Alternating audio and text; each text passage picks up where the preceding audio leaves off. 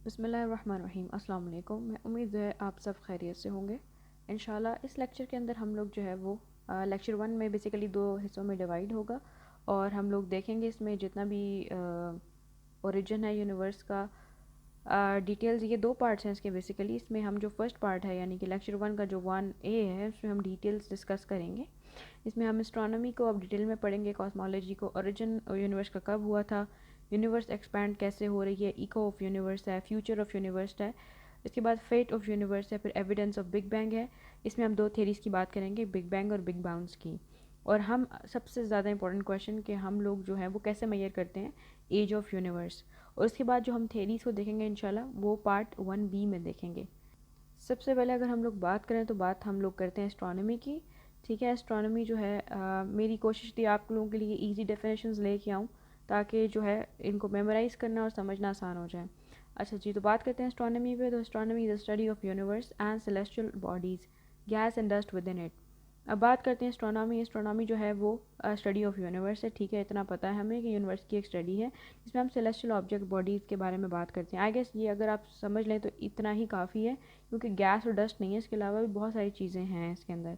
Celestial objects में वो हर चीज़ आ जाती है जो आसमान से रिलेटेड होती है। सेलेस्टियल का मतलब ही आसमान से रिलेटेड होता है। ठीक है, कोई भी चीज़ आसमानी होती है वो सेलेस्टियल कहलाती है। तो आप अगर इसको इस तरीके से देखेंगे, एस्ट्रोनॉमी वो ब्रांच है वो ब्रांच है जिसके अंदर हम लोग जो है वो स्टडी करते हैं किसकी, यूनिवर्स की, और उसके सारे ऑब्जेक्ट्स जो यूनिवर्स के अंदर मौजूद हैं। एक और डेफिनेशन देखते हैं, the vast empty space around us that consist of the sun, solar system, galaxies and other heavenly objects.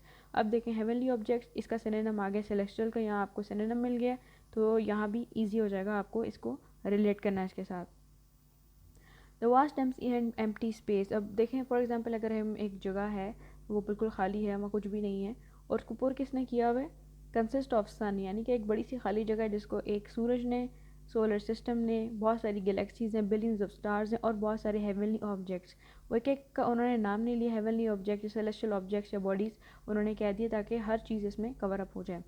उसके बाद एक और देखते हैं, the branch of science which deal with the celestial. अब इसमें थोड़ा सा मैंने एलेबोरेशन की है, उर्दू में लिखा ताकि आपको एक थोड़े से आसानी के से समझा जा सके। आसमानी या आफाकी, again I told you before कि कोई भी चीज़ आसमान से रिलेटेड हो वो इसी का हिस्सा है। अब कुछ भी object, space and physical universe as a whole.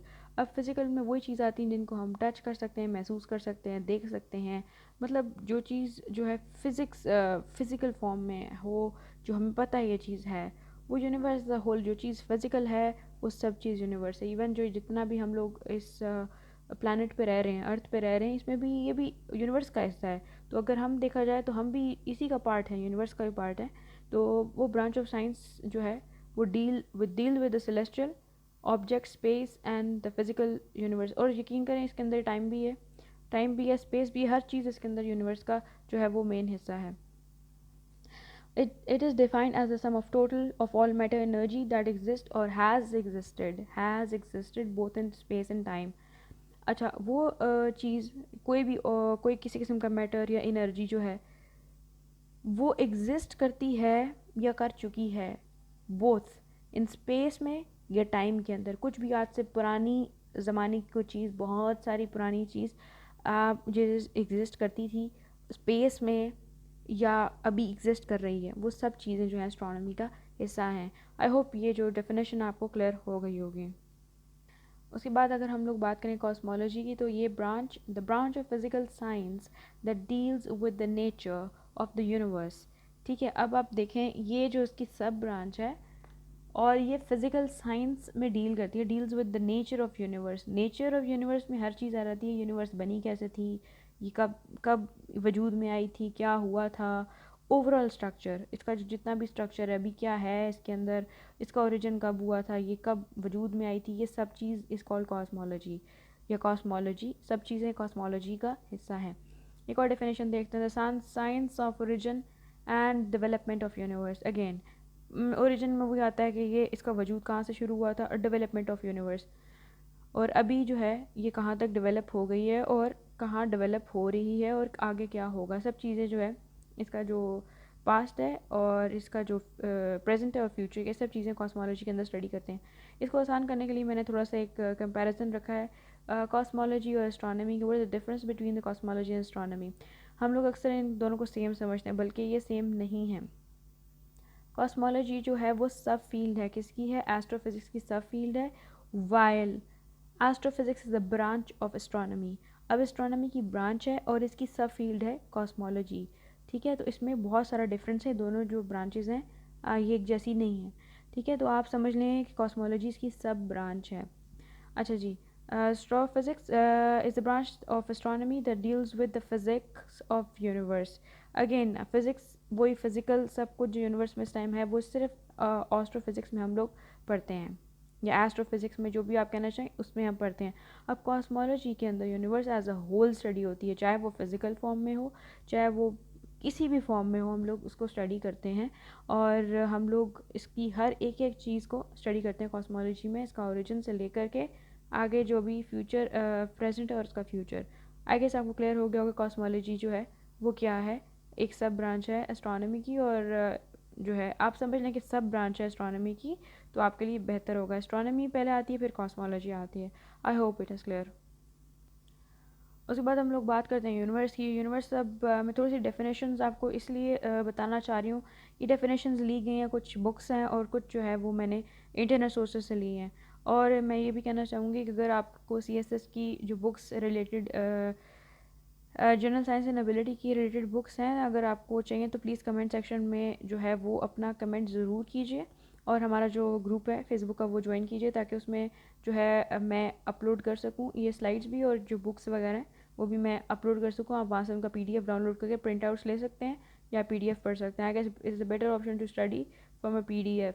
अच्छा जी, यूनिवर्स पे आते हैं। Universe is everything that we can touch, feel, sense और डिटेक्ट।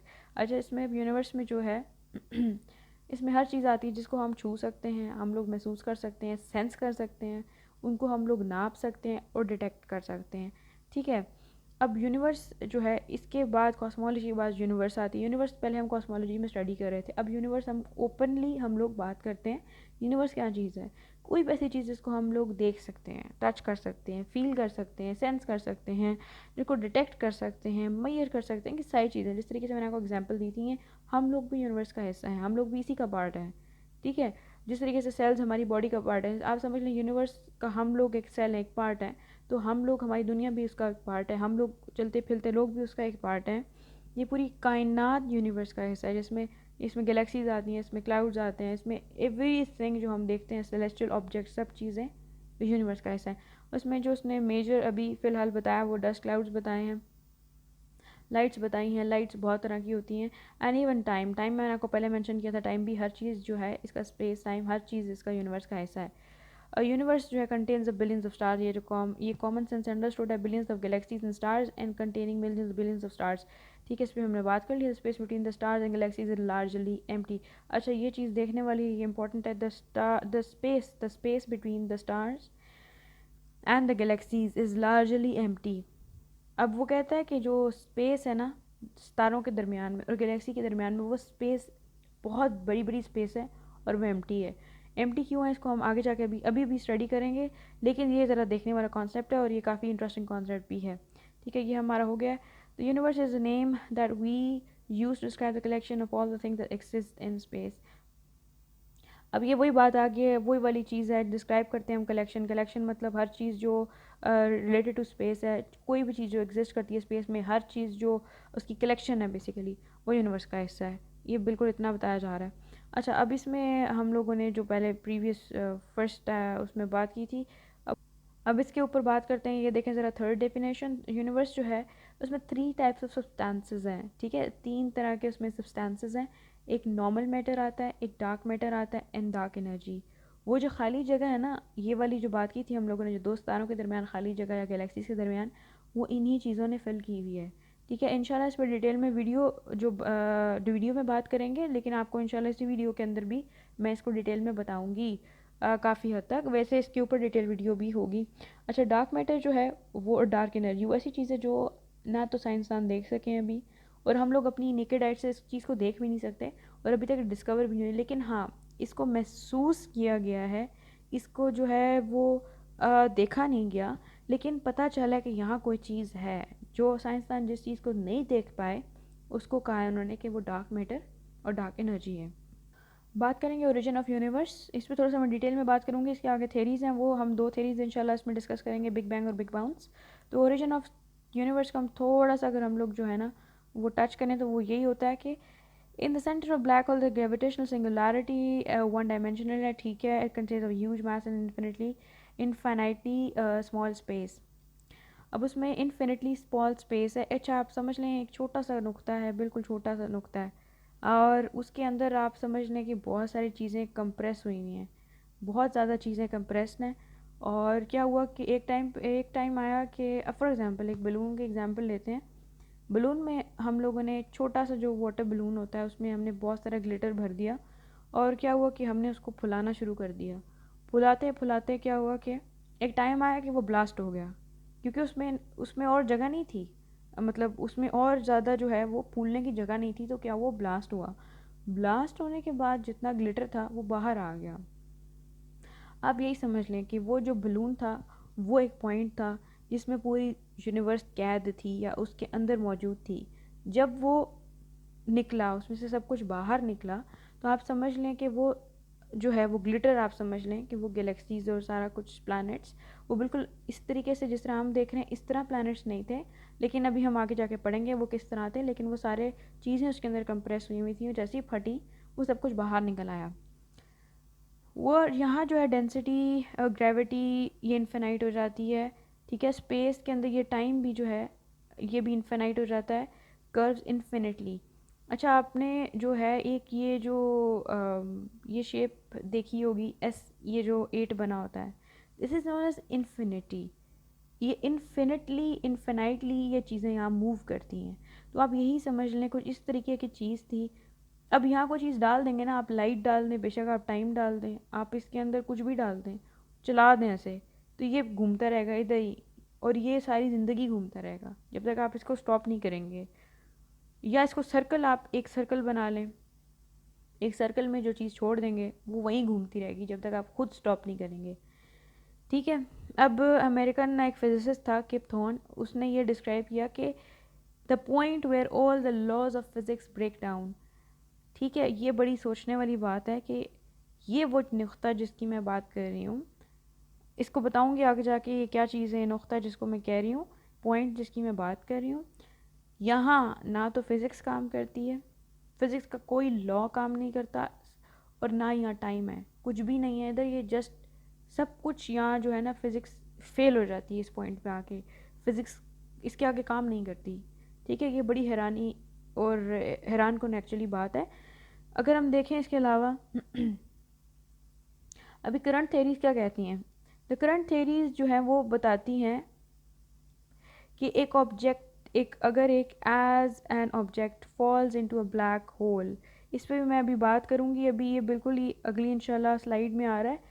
मैं पिक्चर के साथ बात करूँगी, यहाँ बताने का ना इस तरीके से फ़ायदा नहीं होता, चीज़ें समझ ज़्यादा बेहतर आती हैं जब आप एक पिक्चर फॉर्म में चीज़ों को आप बाकायदा तौर पे देखते हैं। अच्छा जी, तो ब्लैक होल जो है ना, उस अगर फॉर एग्ज़ाम्पल कोई चीज़ ब्लैक होल में गिर जाती है, और सिंगुलैरिटी, जिस इस पॉइंट की मैं बात कर रही हूँ उसको सिंगुलैरिटी कहते हैं। ये भी आगे जाके फिर और भी डिटेल डिस्कशन होगी इसके ऊपर। जस्ट समझ लें कि वो जो दरमियान में ब्लैक होल के पॉइंट है उसको कहते हैं सिंगुलैरिटी का, the centre of the black hole is a singularity, a small point which is called singularity. और उसमें जाके कोई भी चीज़ फॉर एग्जांपल उसमें गिर जाए, ह्यूमन को ले लें या आप उसमें कोई प्लैनेट ले लें, उसमें गिर जाता है या स्टार, और उसके बाद क्या होता है कि वो ना खिंचना शुरू हो जाता है, ऑटोमेटिकली वो स्ट्रेच हो जाता है, और वो इतना ज़्यादा स्पेगेटिफाई हो जाता है कि अपनी जो शेप है उससे ही डिफॉर्म हो जाता है, क्योंकि बहुत ज़्यादा due to the increasing pressure, increasing gravitational attraction, इतनी ज़्यादा, क्योंकि उसमें जो है आपका जो ब्लैक होल होता है उसमें इतनी ज़्यादा ग्रेविटेशनल जो पुल होती है, और जब उसमें कोई चीज़ गिर जाती है और वो लंबी हो जाती है। ओरिजिन ऑफ यूनिवर्स, यूनिवर्स का जो है वो वो वजूद में कैसे आई, ओरिजिन ऑफ यूनिवर्स। अब ये जो डायग्राम है ये कहीं ना कहीं आपने नेट पे ज़रूर देखी होगी ये पढ़ते हुए, तो इस पे हम डिटेल में बात करेंगे। ये लगती है ग्लास की तरह है, लेकिन ये ग्लास नहीं है, ये जो है ये स्पेस है, और यहीं हम लोग इस टाइम मौजूद हैं, ठीक है। कुछ इस तरीके से ये थी और ये फट के अभी यहाँ तक आ चुकी है और हम इस तरीके से एग्जिस्ट करते हैं इन स्पेस में, गैलेक्सीज़ के अंदर। अच्छा जी, हम लोग के दिमाग में एक डेफिनेटली क्वेश्चन आता है कि ये सब कुछ कैसे हुआ, हमारा वजूद कैसे हुआ, दुनिया कैसे वजूद में आई। उसके बाद जो है, तो इसी जो सवाल, इसी सारे सवालों का जवाब ये है कि ये छोटा सा पॉइंट है। अगर आप देख सकते हैं, ये छोटा सा एक पॉइंट है, इसको कहते हैं द पॉइंट ऑफ सिंगुलैरिटी। जो पिछली स्लाइड में जो मैंने बात की थी मैंने इसी के ऊपर बात की थी कि जो एक ब्लैक होल है, ब्लैक कब, कोई भी सितारा जब टूटता है ना, जो बड़ा सितारा है, तो आप समझ लें वो ब्लैक होल में कन्वर्ट हो जाता है। कुछ सितारे होते हैं, सारे नहीं होते। तो वो, अब आप समझ लें कि एक ब्लैक होल एक बहुत बड़ी बला है, या कोई एक बहुत बड़ा होल है, या आप समझ लें भंवर होता है जिसको हम लोग साइक्लोन कहते हैं, वो तो आसमान में होते हैं। आप भंवर सोचें जो पानी का होता है या गटर होता है, तो वो अपने अंदर हर चीज़ ना वो खींच के नीचे ले जाता है। तो ब्लैक होल भी वही चीज़ है, जिसका जो दरमियान का पॉइंट होता है उसको कहते हैं सिंगुलैरिटी पॉइंट। एक सिंगल छोटा सा पॉइंट होता है, बहुत ही छोटा पॉइंट है। ये अल्लाह की शान है कि इसमें हर चीज़ अल्लाह ताला ने डाल दी और ये फट के फिर बाहर आ गई, ठीक है। तो अब ये है कि ट्रिलियन जो है, ट्रिलियन ऑफ थिंग्स, थिंग्स नहीं बोलूँगी, क्यों ऑब्जेक्ट्स ही बोलूँगी, क्योंकि ये बिल्कुल ही कोई कोई कुछ भी नहीं था, मैटर नहीं था, ये एटम नहीं था। तो इसको मैं एक चीज़, ये शय ही बोल सकती हूँ। तो ये सारी चीज़ें एक छोटे से पॉइंट में कंप्रेस थी, बिल्कुल कॉन्सेंट्रेटेड फॉर्म में थी, कंप्रेस हुई हुई थी। और बहुत ज़्यादा जो है जो इसमें ये आप समझ लें पिन हेड है, जो जो सुई का जो नुक्ता होता है ना, ये इससे भी छोटा, और उसमें सोचें सारी गैलेक्सीज मौजूद थी। ये आज से मैं 14 बिलियन साल पहले की बात कर रही हूँ। 13.8 बिलियन राउंड कर लें तो 14 बिलियन ईयर्स हो जाते हैं। और ये वहाँ से आपका जो है यूनिवर्स का ओरिजिन हुआ था, वहाँ से सब कुछ फट के बाहर निकला था, और जो है वहाँ हुआ था बिग बैंग। अब ये थ्योरी मैं यहाँ से आपको एक्सप्लेन करना शुरू करूँगी इंशाल्लाह। ये थ्योरी क्या कहती है, इसमें हम इंशाल्लाह दो थ्योरीज़ को हम कवर करेंगे। और सबसे पहले हम बात करेंगे बिग बैंग की। ये सबसे ज़्यादा एक्सेप्टेबल थ्योरी है अभी तक की जो थ्योरीज़ में से है। तो अब बिग बैंग क्या कहती है कि सबसे, वो ये कहती है कि एक सिंगुलैरिटी पॉइंट होता है जिसमें से वो जब ब्लास्ट नहीं होता, लेकिन हर चीज़ जब बाहर निकलती है उस चीज़ से, तो वो जो है उसको कहते हैं बिग बैंग। फटना या बम की तरह एक्सप्लोड नहीं होना, लेकिन उस पॉइंट से जब सब चीज़ बाहर निकल जाती है उसको कहते हैं बिग बैंग। और जो आप कह सकते हैं फादर ऑफ बिग बैंग है, या आप कह सकते हैं कि जिन्होंने ये थ्योरी प्रपोज की थी या मॉडल प्रपोज किया था, तो वो थे जॉर्ज लेमेथ्रे। वो थे कैथोलिक प्रीस्ट या फादर आप बोल लें। उन्होंने बेसिकली ये जो है 1920 में, 1920s में उन्होंने जाके ये वाला जो है उन्होंने प्रपोज किया था कि बिग बैंग एक ऐसी चीज़ है जो छोटे से पॉइंट से निकल करके सारा कुछ बाहर फैल जाता है। और बाद में जो है वो हबल ने, जो है एडविन हबल, उन्होंने बताया था कि वाकई गैलेक्सीज मूव कर रही हैं एक दूसरे से दूर। अब ये देखें, ये छोटा सा पॉइंट जो है, ये बिल्कुल छोटा सा एक जो पॉइंट है, अगर आप इससे देखें, यहाँ से सब कुछ बाहर निकला, ठीक है। और ये है इस जगह पे आके 10⁻⁻43, जिसको हम क्वांटम टाइम भी बोलते हैं।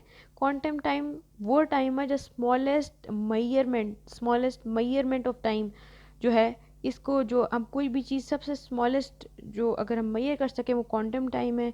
और ये है 10⁻⁻43, यानी कि एक सेकंड से भी कम का टाइम जो है, इसको कहलाता है ये क्वांटम टाइम, ठीक है जी। इसमें इस यूनिवर्स को कहा जाता है अनस्टेबल यूनिवर्स। यहाँ कुछ भी स्टेबल नहीं है, डेफिनेटली ये कॉमन सेंस भी है। जब ये बाहर निकलेगी उस टाइम ये बिल्कुल जो है वो डिफॉर्म शेप में है, इसकी कोई फॉर्म नहीं थी उस टाइम, ठीक है जी। उसके बाद क्या हुआ कि उसके बाद थोड़ा सा ये और फटा, और यहाँ 10⁻⁻35, ठीक है। आहिस्ता आहिस्ता चीज़ें बाहर निकलना शुरू हुई, एक्सप्लोजन्स शुरू हुई। और ये 10⁻⁻34 33, ये वाला जो टाइम है ये प्लैंक्स टाइम है, ठीक है जी। और इसमें ये प्लैंक्स टाइम वो टाइम होता है कि इसके अंदर जो है आपका फोटोन वो ट्रेवल करता है at the speed of light, ठीक है जी। तो ये डिस्टेंस जो equals to the Planck's length, तो आप इसको कह सकते हैं ये वाला जो रीजन है, ये वाला जो, इसको आप प्लैंक्स टाइम बोलते हैं, और इसको जो आप बोलते हैं इसको बोलते हैं क्वांटम टाइम। ठीक है, ये दोनों टर्म्स मैंने आपको एक्सप्लेन कर दिए, होप सो आपको ये क्लियर हो गई होंगी। अच्छा, जब ये बिग बैंग हुआ तो सब कुछ बाहर निकला, तो ये unbelievable amount of energy release हुई। हर चीज़ बहुत फास्टली मूव कर रही थी, स्पीड ऑफ लाइट से भी कई ज़्यादा मूव कर रही थी। हर चीज़ बहुत गर्म थी, बहुत ज़्यादा प्रेशराइज थी, और जितनी भी फोर्सेस थी वो यूनिफाइड थी। ये सबसे ज़्यादा समझने वाली चीज़ है। कोई भी फोर्सेस अलग नहीं थे, जैसे वीक न्यूक्लियर फोर्स है, स्ट्रॉन्ग न्यूक्लियर फोर्स है, हमारी ग्रेविटेशनल फोर्सेस हैं, उसके बाद हमारे पास इलेक्ट्रोमैग्नेटिक फोर्सेस हैं। ये सारी जो थी ना, ये यूनिफाइड थी, यूनिटी के साथ थी, इसमें से कोई भी डिफरेंट नहीं थी, अलग अलग नहीं थी। और सबसे बड़ी बात है कि प्रेशर ड्रॉप हो गया था। अब प्रेशर ड्रॉप हो रहा था, डेंसिटी ड्रॉप हो रही थी, टेम्परेचर ड्रॉप हो रहा था, क्योंकि साइज इंक्रीज हो रहा था। ठीक है, फटने के कुछ जो है ये 10⁻⁻43, मतलब बहुत ही कम टाइम, मतलब 1 सेकंड से भी कम टाइम के अंदर ये। उसके बाद क्या हुआ कि काफ़ी ज़्यादा एनर्जी प्रोड्यूस होना शुरू हुई हाई टेम्परेचर्स के ऊपर, क्योंकि टेम्परेचर बहुत ज़्यादा था, उसके ऊपर जो एनर्जी प्रोड्यूस होना शुरू हुई, और उसने जो है एनर्जी डेफिनेटली, कुछ ना हो तो एनर्जी जो है definitely convert into the matter. Energy is converted into matter. So which is equals to, like, E equals to mc square, which is equals to energy equals mass into speed of light squared. तो matter जो है और anti matter यहाँ बनना शुरू हो गया, matter and anti matter. उसके बाद क्या हुआ कि जो एंटी मैटर था, यानी कि उसके 1 बिलियन पार्टिकल्स होंगे एंटी मैटर के, और 1 बिलियन जो हैं वो मैटर के होंगे। तो मैटर के एंटी मैटर पे गालिब आ गए, जिसके अंदर से ट्रिलियंस ऑफ पार्टिकल्स में से कुछ एक पार्टिकल्स ने सरवाइव किया। ठीक है, उसके बाद क्या हुआ कि जब बहुत ज़्यादा जो है वो सर्वाइवल कम हो गया पार्टिकल्स का, क्योंकि सिर्फ जो थे मैटर के पार्टिकल्स बच रहे थे, एंटी मैटर के डिस्ट्रॉय हो रहे थे। ट्रिलियंस ऑफ पार्टिकल्स आए और डिसअपेयर हो गए। कुछ जो सर्वाइव किए उसमें से जो रेजिडुअल मैटर बच गया था, 1 ट्रिलियन में से कुछ पार्टिकल्स और प्रोटॉन्स और न्यूट्रॉन्स थे। ठीक है, उन्होंने फिर आज भी जो हम यूनिवर्स देखते हैं कि वो वही यूनिवर्स है। और उसके बाद क्या हुआ कि उसके बाद स्ट्रॉन्ग और वीक न्यूक्लियर फोर्सेस और इलेक्ट्रोमैग्नेटिक, जिस तरीके से मैंने ग्रेविटेशनल फोर्सेस, और ये जो है काम करना शुरू कर दिया, ये इस जगह पे काम करने शुरू हो गई थी। ये 10⁻⁻, जो है यहाँ इस जगह के ऊपर, ये 1 सेकंड से नीचे का टाइम है, लेकिन फिर भी ये जगह जो है नेचुरल लॉ, यहाँ इस जगह पे उन्होंने काम करना शुरू कर दिया था।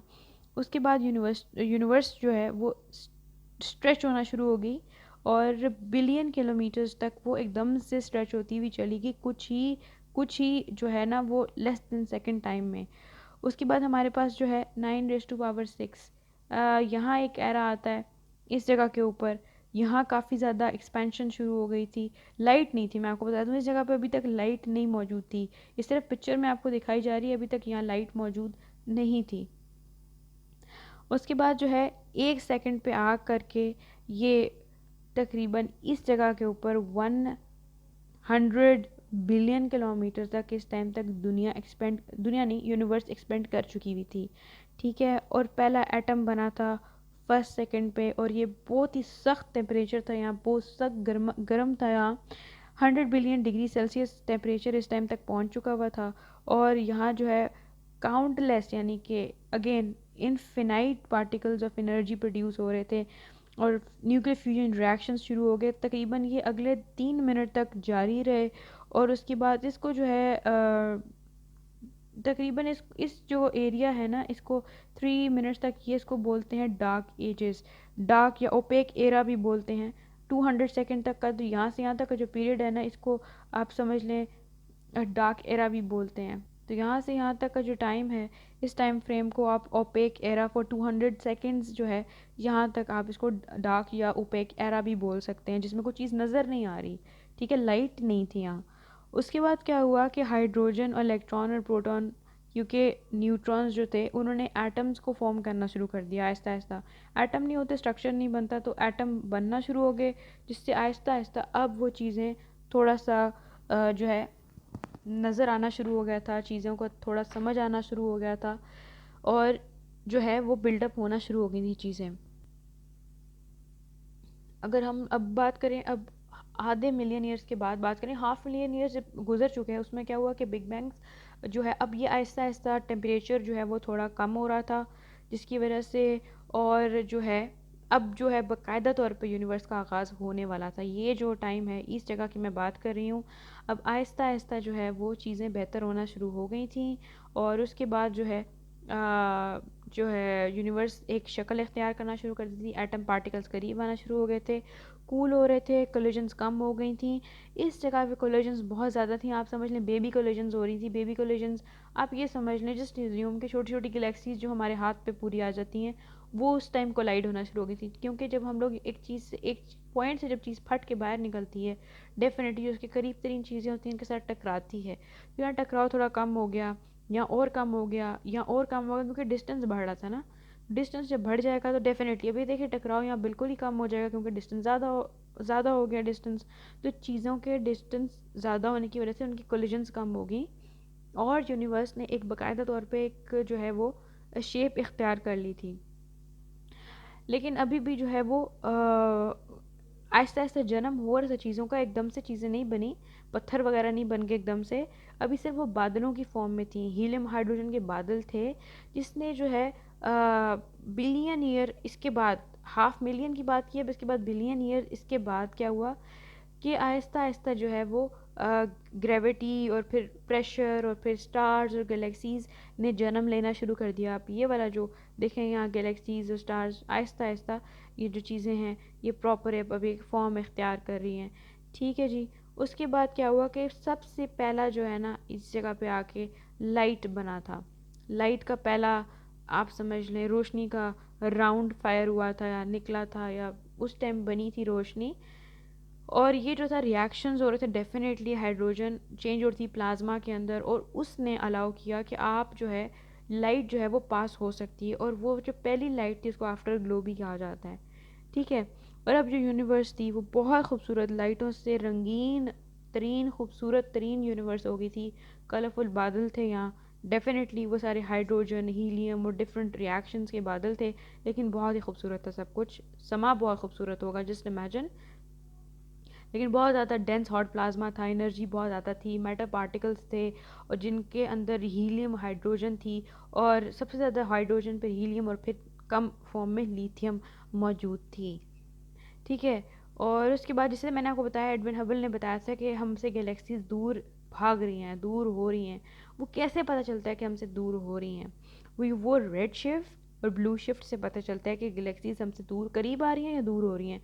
फॉर एग्जांपल, जस्ट मैं आपको एग्जांपल देती हूँ कि जब लाइट की जो रेज है ना, वो बड़े बड़े जिगजैग को फॉर्म कर ले, तो मतलब चीज़ जो है वो दूर जा रही है। और इस तरीके से अगर स्प्रिंग जो है या बहुत करीब कोई चीज़ आ रही है, तो वो जो वेव्स होती हैं वो छोटी हो जाती हैं, उनको कहते हैं ब्लू शिफ्ट। अब इसकी एक एग्जांपल देती हूँ। एक पुलिस की कार है, ये कार है जिसके ऊपर सायरन है। अब वो आपके करीब आ रही है, तो क्या हो रहा है कि जो वेव्स हैं वो डेफिनेटली वो छोटी हो रही हैं, लेंथ के अंदर वो छोटी हो रही हैं, तो ये ब्लू शिफ्ट है। और इसी तरीके से इसको इंशाल्लाह हम डिटेल में पढ़ेंगे, लेकिन आपको सिर्फ अभी कॉन्सेप्ट बताने के लिए, रेड शिफ्ट, अब वो जो गाड़ी है वो आपसे दूर जा रही है, दूर जा रही है, आवाज़ कम हो रही है, आवाज़ कम हो रही है, डेफिनेटली उसकी जो वेव्स हैं वो जो लंबी हो रही हैं, तो ये कहलाती है रेड शिफ्ट। इससे पता चला कि गैलेक्सीज दूर जा रही हैं। इसी तरह हम लोग जो है वो इसकी एज भी मालूम करते हैं इसी तरीके से। वो इंशाल्लाह हम थोड़ा सा भी आगे जाएंगे, अगली स्लाइड्स में वो पढ़ेंगे डेफिनेटली कि एज कैसे मैयर होती है। उसके बाद हम लोग देखें तो हमने एस्ट्रोनॉमी के ऊपर बिल्कुल बात कर ली है, कॉस्मोलॉजी पे हम लोगों ने ये हमने कवर अप कर लिया है, फिर ओरिजिन ऑफ यूनिवर्स हमने कवर अप कर लिया है, एक्सपैंडिंग यूनिवर्स हमने जो है वो कवर अप कर लिया है। अब हम बात करेंगे एको ऑफ यूनिवर्स की, द फ्यूचर ऑफ यूनिवर्स की, open close and fate of universe, evidence of big bang, और how we can measure the age of universe. These are the very important, the last one is very important. और बाकी जो है हम देखेंगे किस तरीके से हम लोग फाइन कर सकते हैं। तो यहाँ हम लोगों ने इन्फ्लेशन की बात की कि जब वो चीज़ें बाहर निकलना शुरू हुई थी, क्वांटम फ्लक्चुएशन या टाइम की हम लोगों ने यहाँ बात की। फिर जो पहला आफ्टर जो ग्लो लाइट है, हमने इसकी भी बात कर ली है। डार्क एजेस जब बिल्कुल लाइट नहीं थी, हम लोगों ने उसकी बात की है। फिर अब पहला सितारा जो है 400 मिलियन ईयर्स के बाद पहला सितारा बना, ठीक है जी। उसके बाद जो है फिर हम लोगों ने डेवलपमेंट ऑफ गैलेक्सीज़ की भी बात कर ली है। उसके बाद डार्क एनर्जी, हाँ डार्क एनर्जी के ऊपर इंशाल्लाह मैं अभी भी आती हूँ, लेकिन अभी जो है हम लोगों ने अल्हम्दुलिल्लाह सारी चीज़ें अब तक कवर हो गई हैं। अब इसके बाद क्या हुआ कि हम लोगों को पता कैसे चला कि जो है वाकई में कोई चीज़ है जो कितना टाइम पहले ये आया है, ठीक है। तो जो साइंटिस्ट हैं उन्होंने बेसिकली इसकी जो एज है वो इस तरीके से मालूम की कि आप दो तीन तरीके से इसकी एजेस मालूम कर सकते हैं। या तो सबसे पहला जो ऑब्जेक्ट इस दुनिया में आया है, क्योंकि उन्होंने रॉक्स को स्टडी किया, वो कोई भी 14 मिलियन ईयर्स से पहले की कोई चीज़ इस टाइम मौजूद नहीं थी। तो उनसे उनको अंदाज़ा हुआ कि इससे पहले कोई भी चीज़ मौजूद नहीं थी। तो जो इसकी स्टार्टिंग है, starting of universe mean starting of everything, starting of time and everything, her cheese universe के ओरिजिन से सब कुछ स्टार्ट हुआ। तो फिर उसी टाइम से स्टार्ट हुआ। तो इस तरीके से हम लोग एज ऑफ यूनिवर्स मैयर करते हैं। सेकंड हम लोग जो मैयर करते हैं वो करते हैं रेड शिफ्ट वेव से, कि हमसे गैलेक्सीज कितना दूर जा रही हैं, उससे भी हम लोग जो हैं वो एज ऑफ यूनिवर्स को मैयर करते हैं। ये दो तरीके हैं एज ऑफ यूनिवर्स मैयर करने के, ठीक है। इसमें हमने वो भी कवर कर लिया। उसके बाद हम लोग आते हैं एको ऑफ बिग बैंग।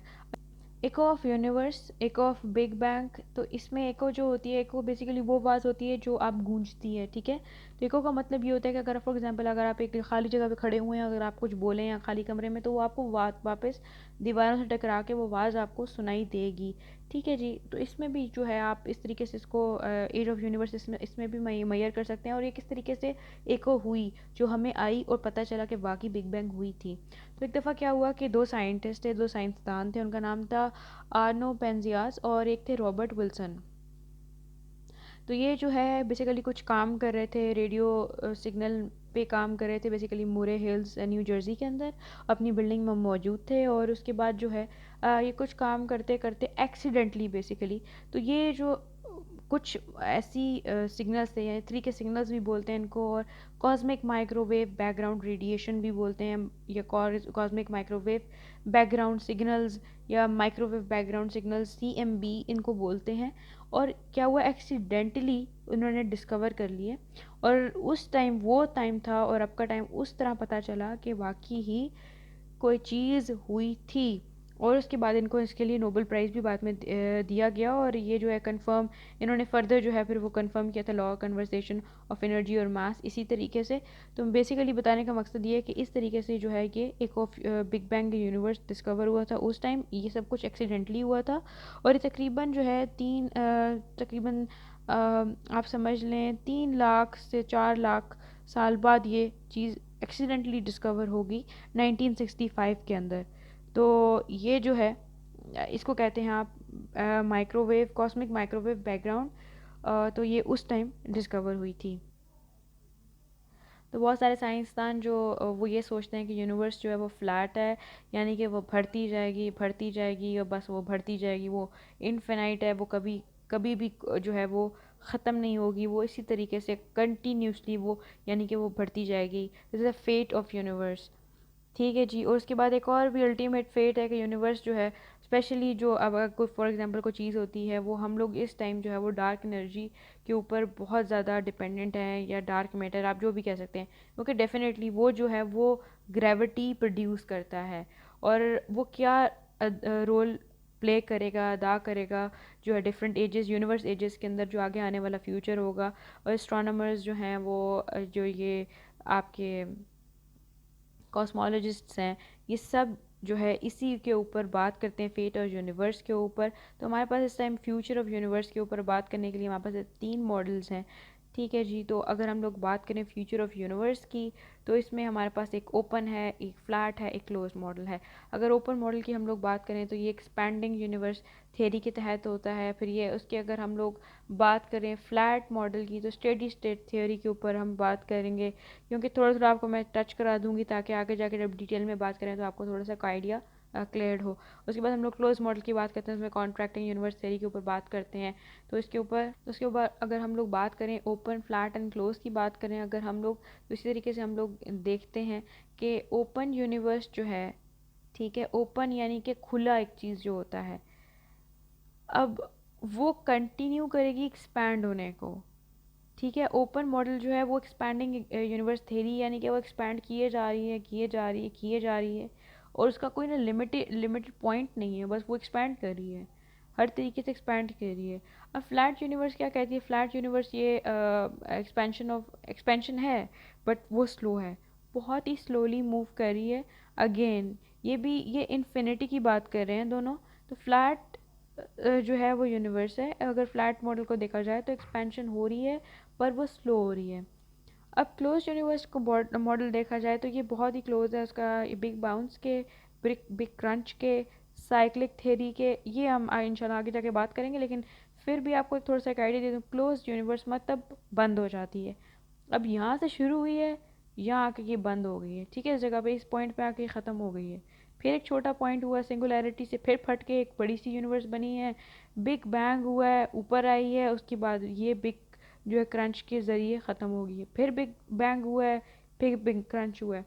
तो अब ये इस तरीके से इसका साइकिल चलता रहता है। ये साइकिलिक, आप इसको थेरी भी बोल सकते हैं, बिग बाउंस भी बोल सकते हैं, और ये क्लोज यूनिवर्स थेरी भी बोल सकते हैं, द बिग क्रंच। ठीक है, जो क्रंच का मैं बात करी थी ये वो क्रंच है। तो आई होप कि आपको ये क्लियर हो गया होगा कि जो फ्लैट, ओपन और क्लोज का कॉन्सेप्ट, क्योंकि ये लिखा जाए किताबों में तो डिफ़िकल्ट होता है पढ़ना, अगर डायग्राम से समझे थोड़ा आसान हो जाता है। तो हम लोगों ने बात की ओपन पे, फ्लैट पे, क्लोज पे। साइक्लिक मॉडल भी वही चीज़ है जिसमें आपको बताया कि कंटिन्यूसली रिपीटेडली जो चीज़ होती है, साइकिल जिस तरीके से चलती है, साइकिल का टायर जिस तरीके से होता है, तो वो चलता है, रुकता नहीं है। जिस तरीके से यहाँ से खुली है, यहाँ ख़त्म हो गई है, फिर दोबारा से ओपन हुई है, फिर क्लोज हो गई है, तो इस तरीके से ये साइकिल चलती जा रही है। ठीक है जी, आई होप कि आपको ये चीज़ क्लियर हो गई होगी। उसके बाद हम लोगों ने बात कर ली है जो फ्यूचर ऑफ यूनिवर्स पे। ये फ्यूचर ऑफ यूनिवर्स कि आगे वो क्या क्या प्रोडिक्शंस हैं साइंसदानों की, फेट ऑफ यूनिवर्स के ऊपर भी हम लोगों ने बात कर ली है। इस तरीके से अगर इसको देखें, दोबारा से हम लोग देखें ओपन यूनिवर्स, क्लोज यूनिवर्स और फ्लैट यूनिवर्स, अगेन हम लोग देखें तो ओपन मतलब एक चीज़ ओपन हो चुकी हुई है और वो अनलिमिटेड जा रही है, अनलिमिटेड अनफिनाइट एक्सपेंशन है, बिल्कुल ख़त्म नहीं होने वाली। अब ये दूसरी जो है आपका, जो अल्लाह भला करे फ्लैट है, तो ये ठीक है जा रही है, लेकिन ये थोड़ा स्लो स्लो जा रही है। ठीक है, ये ओपन की तरह नहीं है, बहुत फास्ट नहीं जा रही है, लेकिन स्लो है, और ये थोड़ी एक्सपेंशन हो रही है। दूसरा जो हमारा क्लोज आती है, वापस open a flat and then close जो आती है, अब वो जो है वो यहाँ आती है, आके यहाँ बंद हो जाती है। ठीक है, जो पिछले मॉडल में आपको समझाया, ये देखें big bang and big crunch. तो ये यहाँ से big bang and then big crunch, this is also known as the big bounce theory. थोड़ा सा हम लोग बिग बाउंस के ऊपर अब बात करते हैं। अच्छा, ये आपको बॉल्स नज़र आ रहे होंगे, ये कंटिन्यूस, ये कुछ इस तरह का बॉल नुमा स्ट्रक्चर है। ये वही स्ट्रक्चर है जो एट मैंने आपके सबसे पहले शुरू में एट बनाया था, ये वही एट है, यानी कि इन्फिनिटी है, इसमें कोई भी चीज़ रुकती नहीं है। अब ये दो पॉइंट्स हैं फॉर एग्जांपल, ठीक है, ये पॉइंट जो है आपका बिग बैंग है, यहाँ से सब कुछ बाहर निकला, जो हमने अभी इतनी बड़े जगह पे हम लोगों ने इतनी ज़्यादा डिटेल में बात की है, ये हुआ बिग बैंग। एक टाइम आया, हर चीज़ का एक टाइम होता है ना, उसके अरूज का एक टाइम होता है, तो ये यहाँ इसका अरूज हो गया, और उसके बाद फिर ज़वाल भी आना होता है, तो ये यहाँ से ज़वाल आ गया, ये सब चीज़ें यहाँ ख़त्म हो गई। और ये कहाँ ख़त्म हुई? ये इस पॉइंट पे ख़त्म हुई, इसको कहते हैं बिग क्रंच। एक बड़ा सा धमाका हुआ, सब कुछ बाहर निकला, उसके बाद क्या हुआ, एक बड़ा सा धमाका हुआ, एक बिग क्रंच, सब कुछ जो है आपस में टकराया, टकराने के बाद एक छोटे से पॉइंट में, वही सिंगुलैरिटी का पॉइंट है, उसमें वापस चला गया। फिर कुछ अरसे के बाद अल्लाह के हुक्म से ये दोबारा से सब कुछ बाहर निकला, और ये फिर जो है वो अंदर चला गया। इसी तरीके से ये साइकिल जो है, ये इनफिनाइट साइकिल है, ये खुलता है और ये बंद होता है। ठीक है, तो ये एट की तरह चलता है। ये ओपन हुआ, यहाँ से यहाँ बिग क्रंच हुआ, अगेन बिग बैंग हुआ, फिर बिग क्रंच हुआ, और ये इस तरीके से ये कंटिन्यूसली ये मूव करेगा, ये रुकेगा नहीं। इसमें देखें अगेन आपको वो दो वही चीज़ें बता रहा है, दो सिंगुलैरिटी पॉइंट्स हैं, एक पे दुनिया निकली है, दूसरे पे दुनिया ख़त्म हुई है, फिर निकली है, फिर ख़त्म हुई है, और ये न जाने कब से चल रहा है, ये कुछ भी इसका अंदाज़ा नहीं है। और कुरान पाक के अंदर भी इसके जो है बाकायदा तौर पे निशानियाँ हैं कि ये चीज़ें जो हैं अल्लाह ताला के हुक्म से निकलती हैं, और ये फिर एक यूनिवर्स ख़त्म हो जाती है, फिर निकलती है, फिर ख़त्म हो जाती है।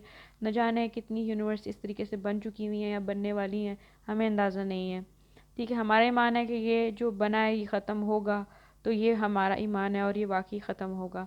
और दूसरी बात ये मैं आपको कहूँ कि यकीन करें कि फ़ॉर एग्ज़ाम्पल अगर हम प्रिडिक्शन देते हैं किसी चीज़ की, वो चीज़ हो जाती है। तो एक एक इंसान प्रिडिक्शन देता है, चाहे वो उसकी पॉसिबिलिटी होती है, उसके चांसेस होते हैं हो ना हो। अब फॉर एग्जांपल एक इल्म है, ठीक है, और वो 1400 साल पहले, जब कोई टेलीस्कोप नहीं थी, कोई चीज़ नहीं थी, कोई एक्सपेरिमेंट करने के लिए कोई मशीनरी नहीं थी, उस टाइम दुनिया बनी थी लिटरली, और आहिस्ता आहिस्ता डेवलपमेंट हो रही थी। उस टाइम जो पाक किताब है उसमें लिखा हुआ है हर चीज़ इसी तरीके से जो आज की थेरीज इस चीज़ को प्रूफ कर रही हैं आगे। तो आप क्या सोच सकते हैं ये किसी इंसान का कलाम हो सकता है? बिल्कुल भी नहीं।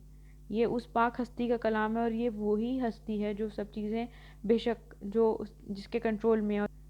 तो ये वो है आपकी बिग बाउंस थ्योरी। तो आई होप कि इसमें सारे टॉपिक्स इंशाल्लाह हमने क्लियर कर लिए हुए हैं, और दफ़ा दोबारा रिपीट कर लेंगे। और इंशाल्लाह नेक्स्ट जो होगा लेक्चर उसके अंदर हम लोग जो डिटेल में सारी थेरीज़ को पढ़ेंगे, ताकि आपको जो है डिटेल में थेरीज़ भी जो समझ आ जाए। अच्छा जी, तो हमने एको ऑफ यूनिवर्स की बात कर ली। वो दो जो साइंटिस्ट के ऊपर मैंने बात की थी, ये वो एको ऑफ यूनिवर्स है। फ्यूचर हम लोगों ने बात कर लिया। फेट ऑफ यूनिवर्स जो मैंने बताया था आपको, जो ब्लैक डार्क मैटर और ग्रेविटी की बात की थी। उसके बाद जो हम लोगों ने future of universe, open close and flat, उसके बाद हम लोगों ने जो है evidence of universe, evidence of big bang, definitely वो भी इसी रेड जो है रेड शिफ्ट के ज़रिए, और जो हमें जो मैटर मिलता है और जो हम लोगों को सुनाई दी थी, जो ये जो मैंने आपको CMB रेजेस के बारे में बताया था, ये एविडेंस था बिग बैंग का कि वाकई बिग बैंग हुई थी। तो अगर देखा जाए तो एको ऑफ और एविडेंस ये एक तकरीबन सेम चीज़ है। How can we measure the age of universe, ये भी तकरीबन सेम इस चीज़ में आता है कि अगर हम लोग आखिरी बिल्कुल पत्थर जो एक जो जो अगर किसी पत्थर पे रिसर्च करें, जिस तरीके से साइंसदानों ने की, उनको उनको अंदाज़ा हुआ कि इससे पहले कोई चीज़ एग्जिस्ट ही नहीं करती थी, उसी तरीके से हम लोगों ने। और दूसरा रेड रेड जो शिफ्ट है उसकी जो वेवलेंथ है, उससे हमने पता चलाया कि ये जो दुनिया है कितनी पुरानी है, कितना अरसा पुरानी है, और इससे पहले की कोई चीज़ एग्जिस्ट ही नहीं करेगी। तो डेफिनेटली वहीं से इसकी शुरुआत हुई, वहीं से इसका टाइम शुरू हुआ। हम लोगों ने बात कर ली है बिग बैंग थ्योरी की भी और बिग बाउंस थ्योरी की भी, कि बिग बैंग वही थी जो सिंगुलरिटी पॉइंट से सब कुछ बाहर निकला था, बाहर निकल के जो है वो फिर एक बहुत बड़ी यूनिवर्स बनी, और इस तरीके से ये जो है अब जो ये एक्सपैंड हो रही है अकॉर्डिंग टू एडविन हर्बल। और उसके बाद जो हमारी बिग बाउंस थ्योरी है, बिग बाउंस थ्योरी ये इन्फिनिटी पॉइंट के अंदर, कि एक पॉइंट से बाहर निकलती है, फटती है, उसके बाद एक पॉइंट के ऊपर जो है वो समा जाती है। यहाँ से इसको बिग बैंग बोलते हैं, इधर इसको बिग क्रंच बोलते हैं। ठीक है जी, I hope it is clear. उसके बाद इंशाल्लाह नेक्स्ट वीडियो में हम लोग बात करेंगे, ये कुछ थेरीज़ हैं और कुछ मॉडल्स हैं, इनके ऊपर हम बात डिटेल में करेंगे। तो पहला लेक्चर इंशाल्लाह ये कंप्लीट हो गया इधर, और आई होप कि जो है मेरी छोटी सी एफर्ट आप लोगों के लिए इंशाल्लाह हेल्पफुल साबित होगी, और जो चीज़ें जो है मेरी पूरी कोशिश थी चीज़ें इसमें कवर कर दूँ। लेकिन फिर भी अगर कुछ चीज़ रह गई है तो ज़रूर मुझे नीचे कमेंट सेक्शन में ज़रूर बताएं कि अगर मैंने कुछ चीज़ मिस कर दी हो। तो अपनी बहुत सारी दुआ में सबको मुझे याद रखिएगा। इंशाल्लाह मिलते हैं नेक्स्ट वीडियो में। नेक्स्ट वीडियो तक अपना बहुत ज़्यादा ख्याल रखिएगा। अल्लाह हाफिज़।